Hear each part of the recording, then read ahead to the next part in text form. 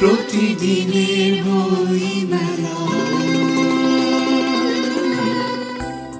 গ্রন্থ উন্মোচন মঞ্চে সোনালী সকালের প্রত্যাশায় বইটির পাঠ উন্মোচন হলো। পাঠ উন্মোচন শেষে এই বই সম্পর্কে জানালেন সঙ্গীতশিল্পী ফাহমিদা নবী। আজকে মেলায় এসেছি একটা বইয়ের মোড়ক উন্মোচন করতে, সোনালী সকালের প্রত্যাশায়। লিখেছে হোসনে পারভিন পপি। উনি জয়পুরহাটে থাকেন এবং খুবই ভালো লেখেন। তার প্রত্যেকটা কবিতার মধ্যে যেটা আছে, জীবনকে সুন্দর করে দেখার জন্য, প্রকৃতিকে ভালোবেসে, প্রকৃতি আর জীবন যে একই রকম সহজ সরল, সেটাই ওনার প্রত্যেকটা কবিতার মধ্যে উঠে এসেছে। আমি তার সফলতা আশা করছি এবং বইটা আপনারা পড়বেন।